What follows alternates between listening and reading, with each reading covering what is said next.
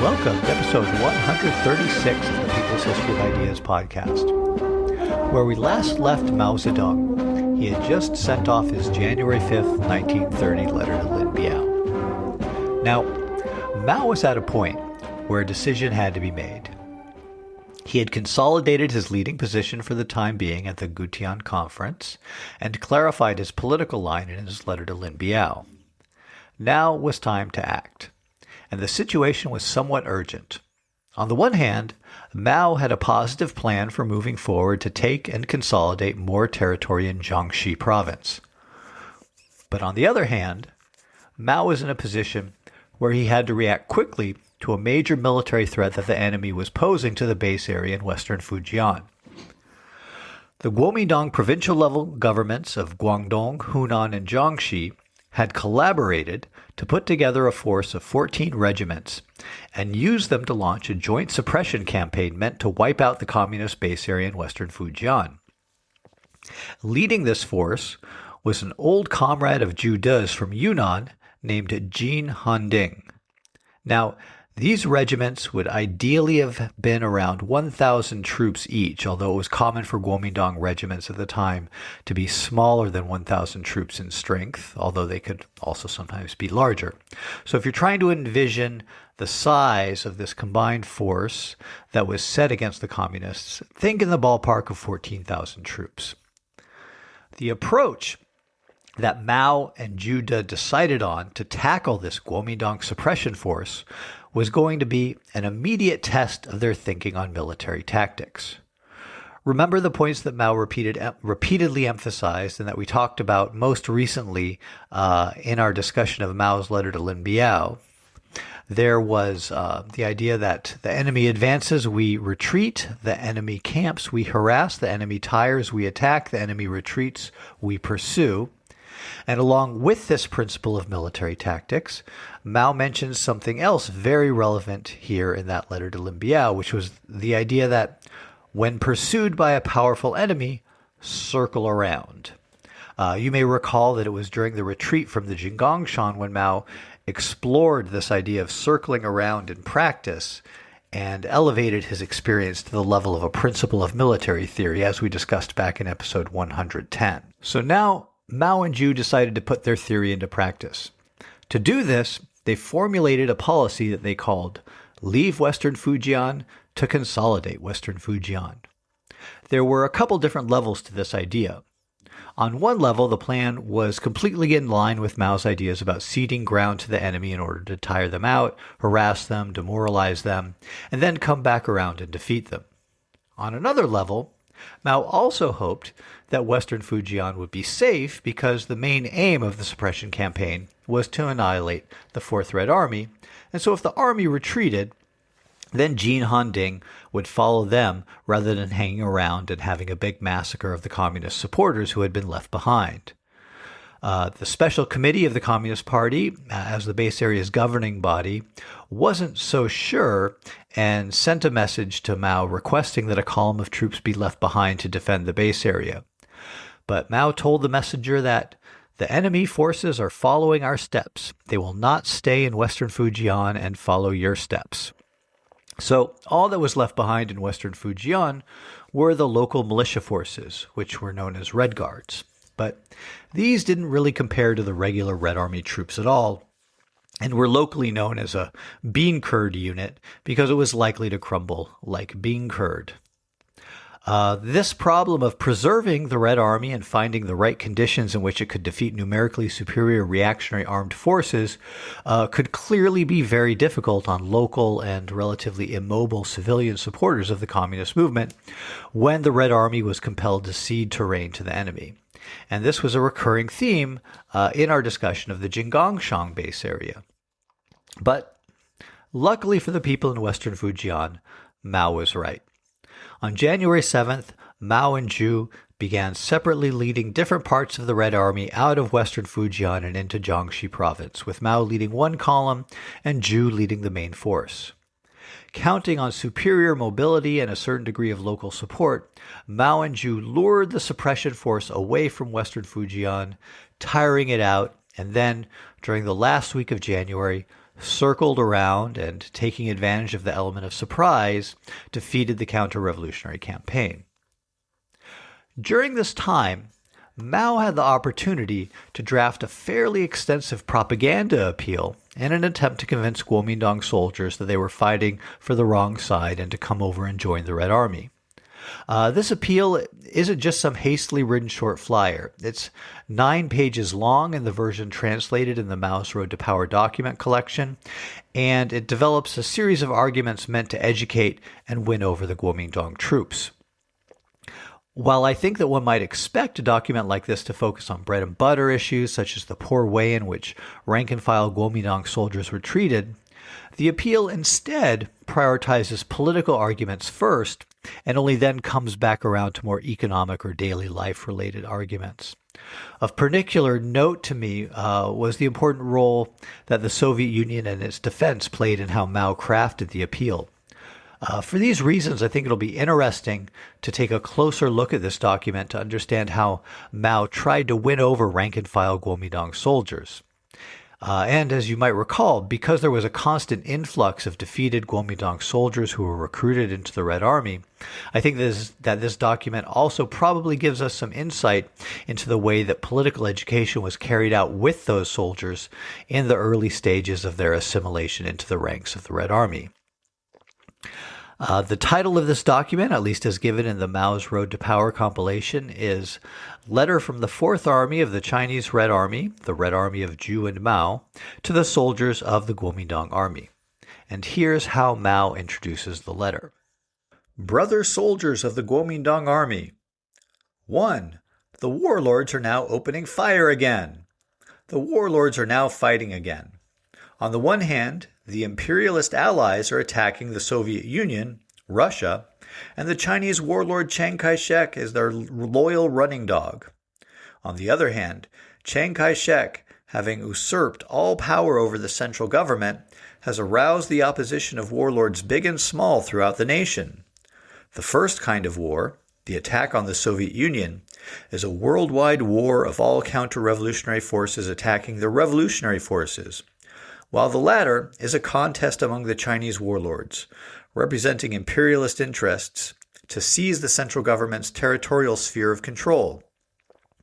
The outbreak of both these wars has aggravated the suffering of the workers, peasants, and soldiers, especially our brothers who are soldiers, who are tragically sacrificed directly for the warlords and imperialists.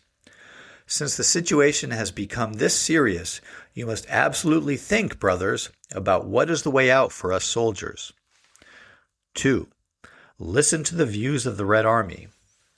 We are China's Red Army. 2 years ago, a portion of our comrades fighting to the death for the national revolution, struggling bitterly, saw with their own eyes old brothers and new brothers, one group after another, become cannon fodder for the army commanders and division commanders of the Guomindang High Command.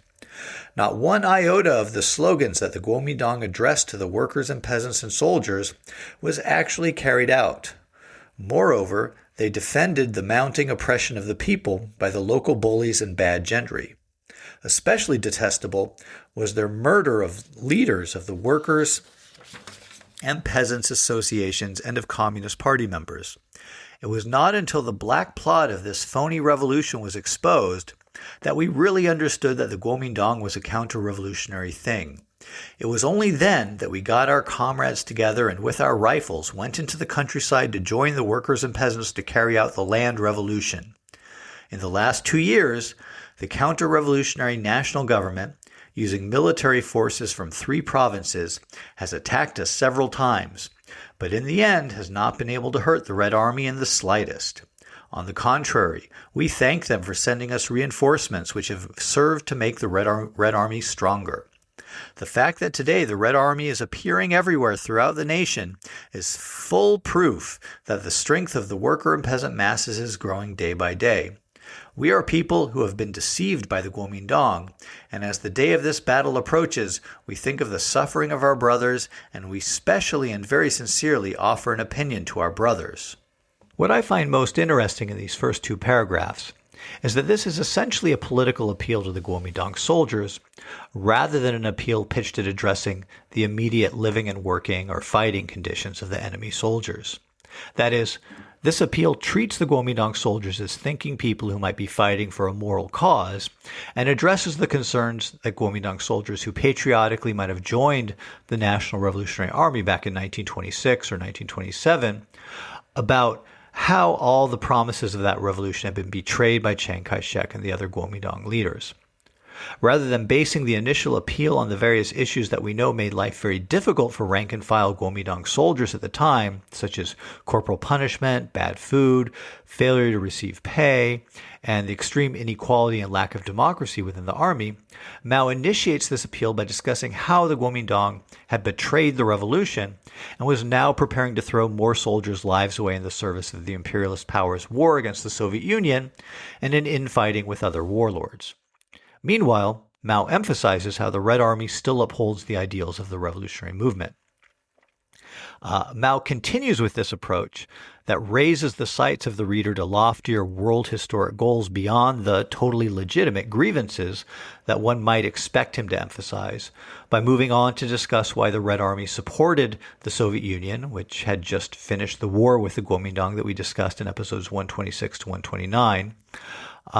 It wasn't exactly clear in January 1930 that the war in Manchuria might not soon break out again. And as we've previously discussed, the position of the Chinese communists was essentially that of seeing the Soviets as opening another front in the People's War that they were already fighting.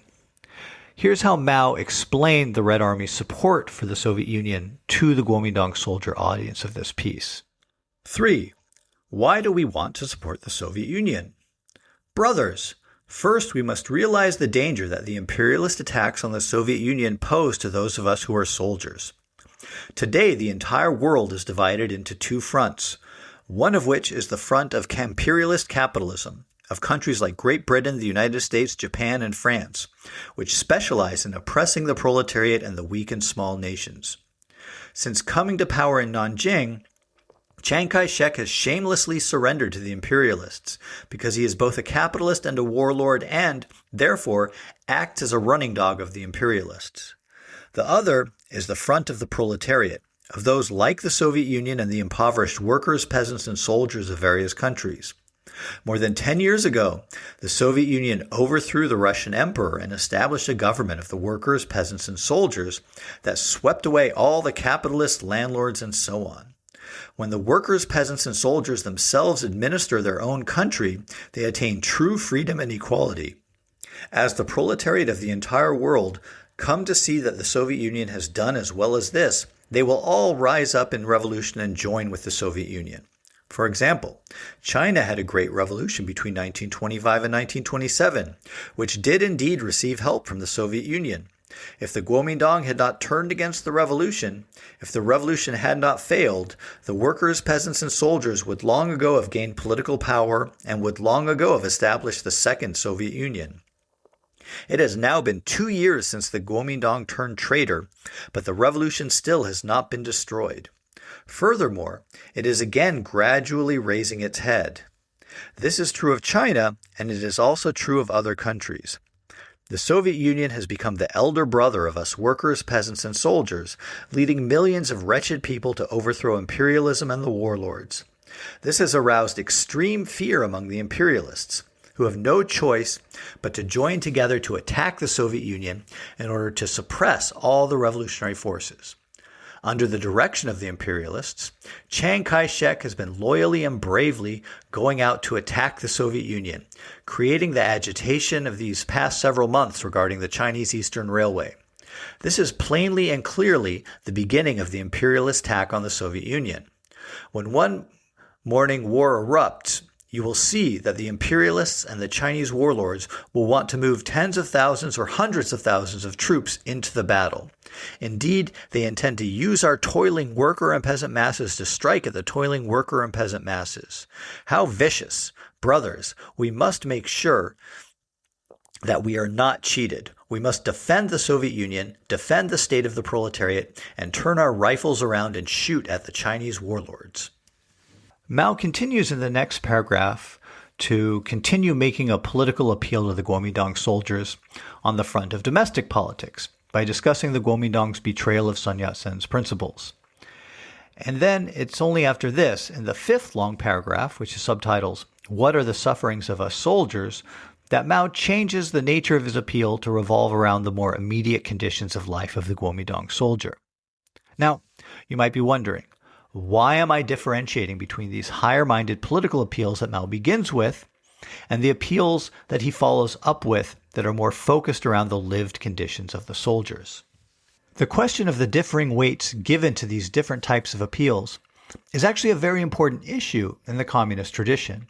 And so dissecting the way in which a leading figure like Mao crafts his appeals can actually reveal a lot, not only about what he thought was the more correct way to go about conducting political propaganda in pursuit of his immediate goals, in this case, winning Guomindang troops to come over to join the Red Army or to indoctrinate captured Guomindang troops who were being convinced to join the Red Army.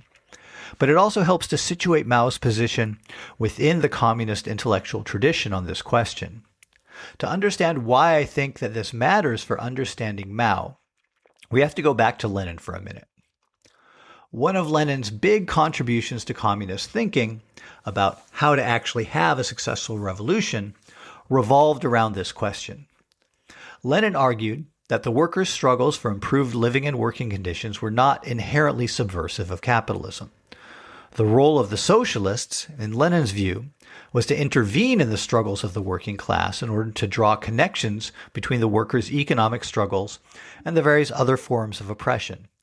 By raising the level of consciousness of the workers from just understanding their own problems to having a more all-sided understanding of the ways in which the Russian Empire oppressed women, peasants, students, national minorities, and others, Lenin argued that the socialists could divert the workers' spontaneous movement for reforms into a more consciously socialist movement, which would be prepared to take advantage of a fortunate conjuncture of events and seize power in the future. Because Lenin thought that this raising of workers' consciousness to a higher level, beyond just understanding how they were oppressed and fighting for the demands of their own class by forming unions, for example, Lenin and the communists who agreed with him often crafted propaganda that was meant to raise the sights of workers beyond just fighting back around their own issues, but drawing them to understand the overall political picture. Lenin ran into a lot of resistance from people who said that really the thing to do was just to focus on workers' immediate interests, because after all, it was hard enough to get people involved politically. And for many of the workers who the communists were trying to work with, a lot of these other issues seemed either irrelevant or like something that should be put off because the immediate struggle was already so urgent. Now, Lenin said that even if these people were sometimes right about narrower appeals being more effective at mobilizing larger numbers of people in some contexts, that taking this approach would set you up ultimately to never actually be able to have a revolution, because workers would stay at the level of trade union consciousness, and you couldn't develop a more all-encompassing communist movement and revolution without having a broader perspective. Within the communist movement, Lenin's approach was incredibly controversial before the Russian Revolution, and afterwards it continued to be controversial in a somewhat disguised form. Of course, after the victory of the Russian Revolution, it was standard practice for Lenin's ideas to be canonized and lauded by everyone. But a recurring theme over the years on this podcast has been the way in which the old, non-revolutionary ideas of the Second International kept on resurfacing within the communist movement. We've usually talked about this in regard to the theory of the productive forces, like in episodes 43 and 103, which mechanically tied the possibility for revolution in any given country to the level of capitalist industrialization within a particular country, and which downplayed the revolutionary potential of the peasantry. But this malingering approach to revolutionary propaganda frequently popped up in the form of pragmatic or deliberately narrow appeals made under the pressure of urgent circumstances, which tended to ignore raising the sights of the masses beyond addressing their own immediate concerns revolving around their conditions of life. The term that Lenin used for these sorts of appeals was economist. as in an appeal to workers focused solely on raising their wages would be an economist appeal. Now, how is this relevant to Mao?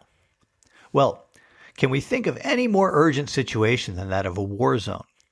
Would there be any more justifiable place to make an appeal which might be more effective because it's been made more narrow, because it had been made to have a lower common denominator for uniting with the intended audience of the propaganda? I would think that the pressure to leave off from talking about high ideals, explaining the importance of the Soviet Union, and just try one's best to undermine the enemy soldiers' willingness to fight would be at its maximum under these conditions.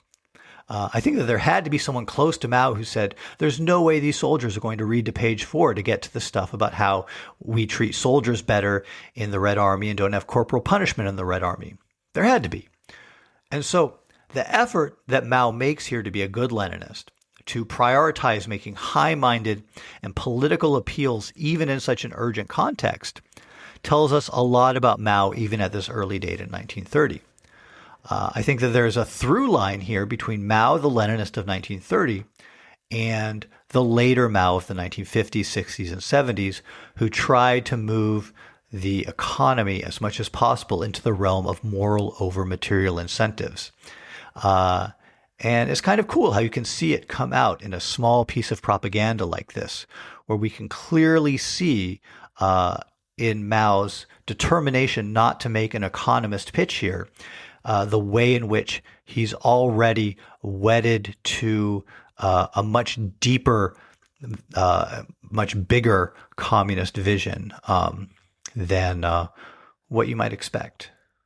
Now, just to wrap up our discussion of this piece of propaganda, let's see how Mao did appeal to the Guomindang soldiers on issues more directly related to their own lived experience in the very long 5th paragraph of the piece. 5. What are the sufferings of us soldiers? Brothers, third, we must realize the source of our own suffering and also our way out. Brothers, we are not born soldiers, nor was it fated that we should be soldiers. It's just that at home we had no clothes to wear, no food to eat, so we had no choice but to run off and become soldiers. Why is it that we had no clothes to wear and no food to eat? First of all, it's because the imperialists invaded China and used foreign goods to make money from China. The vast market for foreign goods made it impossible to sell local products, so local production had to stop. As a result, tens of millions of workers and peasants inevitably lost their jobs. To this was added the successive years of warlord fighting, oppression by greedy bureaucrats and corrupt officials, local bullies, and bad gentry, and exploitation by harsh fees and miscellaneous taxes. All these things together left our common people with no way of making a living. Having nowhere to turn, anyone who didn't become a bandit had no alternative but to serve as a soldier. After we joined the army, we first entered an army camp where every day we had 3 drills and 2 lectures, 7 beatings and 8 scoldings, from hitting the palms of our hands to beatings on the buttocks, being locked up tight, expelled, and even used for target practice. These ways of treating us are a matter of course to the warlords. The main idea is to cultivate in us a slavishness of character so that we dare not rebel. And the soldiers' clothing? At most 2 sets of clothing to wear, too long, too short, clothes that didn't fit at all, so that when we go out, people laugh at us. Bedding? Just a bed or 2 of old blankets, too heavy in summer and too light in winter, full of big holes, which might as well be a base camp for bedbugs. And living quarters? The army officers are leeches and refuse to spend money for repairs. With the wind blowing and the sun scorching, they treat the soldiers worse than prisoners in a jail. The army salaries that aren't paid for several months or years go into their pockets. The money for food is never given out, and the warlords skimp on food by providing terrible meals of rice, gruel, and cabbage every day, all with no oil and no salt.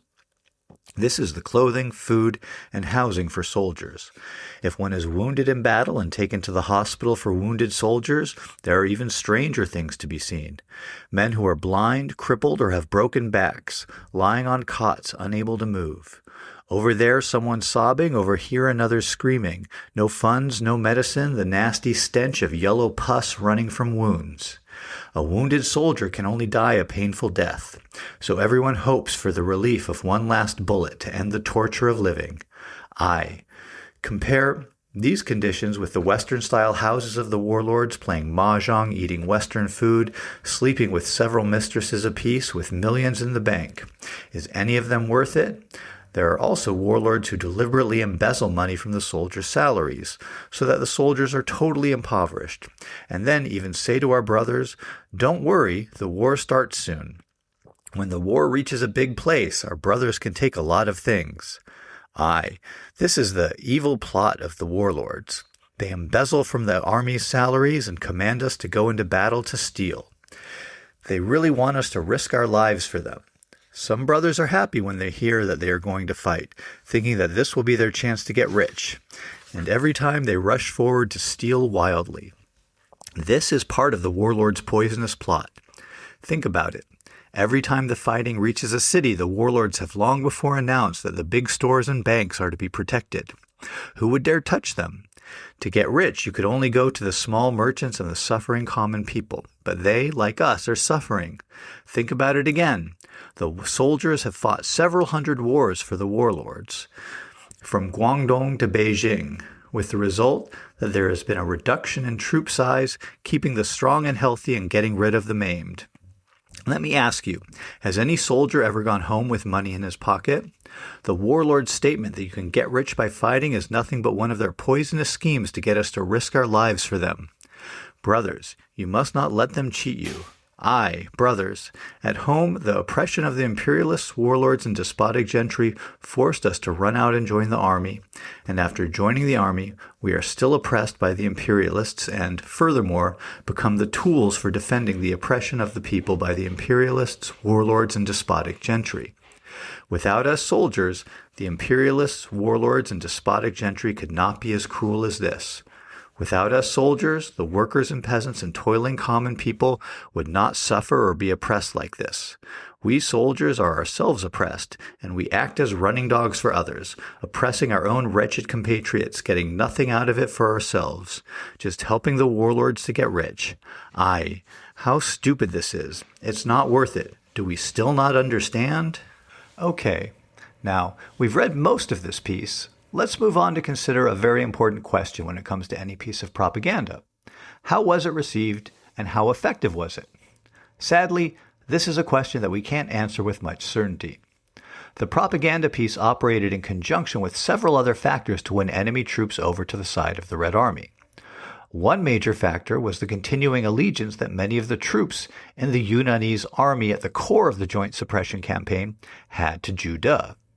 In the interview that Zhu De gave to Agnes Smedley for her biography of him, The Great Road, Zhu tells how Guomindang troops who knew him from Yunnan actively sabotaged the orders of their officers and regularly used peasant messengers to send him reports, and that sometimes large numbers of these troops would pay a peasant to guide them to the nearest Red Army unit so they could desert and join the Red Army.